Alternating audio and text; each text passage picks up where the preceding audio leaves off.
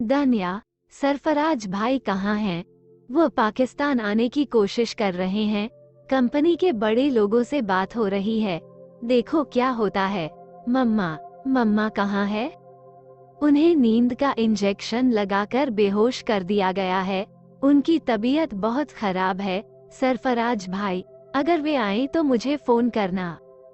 हाँ भाई, अपना ख्याल। क्या वहाँ शत्रुओं ने तुम्हें हानि पहुँचाने का प्रयत्न नहीं किया? नहीं दानिया, यहाँ किसी दुश्मन का नामो निशान नहीं है। चलो अब मिलते हैं तो बात करेंगे। पापा के बिना, दानिया ने कहा और फिर रोने लगी। मैं बस इतना कर सकता था कि उसे दिलासा और चुप कराऊं। करीब आधा घंटे बाद थाना प्रभारी व जहीर हुसैन अधिवक्ता साथ आए। वो आदमी एक नौजवान था। उसने पहले भी मेरे साथ बहुत अच्छा व्यवहार किया था और अब भी बहुत अच्छा व्यवहार करता है। मुझे बहुत खेद है कि आपके पिता के साथ इस तरह की दुर्घटना हुई। हमारी जांच लगभग ठप पड़ी थी। आपके आने से हमें बहुत मदद मिलेगी। मेरी संवेदना स्वीकार करो बेटा। ये मत सोचना कि इम्तियाज अहमद चले गए तो हमारा कोई रिश्ता नहीं है। हालांकि मुझे संपत्ति आदि के बारे में सभी विवरणों की जानकारी है और मैं खुशी खुशी वह सारा हिसाब किताब आपके सामने पेश करूंगा। मनामा में अपने मामा वगैरह के संपर्क में आए क्या? हाँ, वे यहाँ आने की तैयारी कर रहे हैं। जाहिर है वे एक बार में नहीं उठ सकते थे।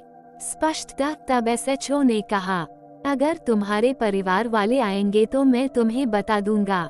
श्री राम जी के बारे में कुछ विवरण नहीं मिल सका कि वे कौन थे और वे देश से बाहर क्यों रहते थे। जहीर हुसैन साहब, क्या आप इस संबंध में मेरी मदद कर सकते हैं? सुना है कि आप इम्तियाज अहमद के सारे मामलों के सुपरवाइजर हैं, जहीर हुसैन ने कहा। हैरानी की बात है, आपने फ्लैट सील नहीं किया। यह एक अवैध प्रथा है।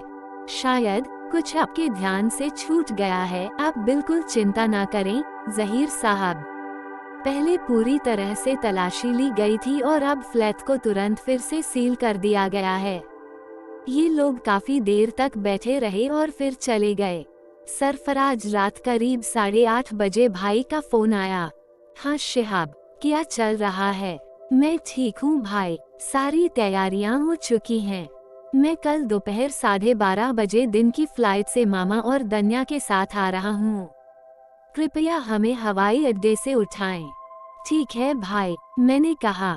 घर के वातावरण में भारी मातम छाया हुआ था।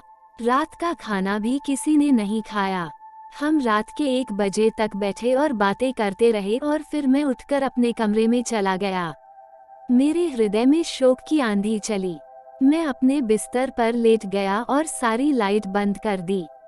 मेरा दिमाग चकरा रहा था। दिल पर गहरा दबाव था।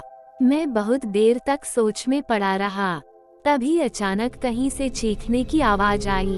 एक आवाज, दूसरी आवाज और फिर कई आवाजें जो कहीं दूर से आ रही थी।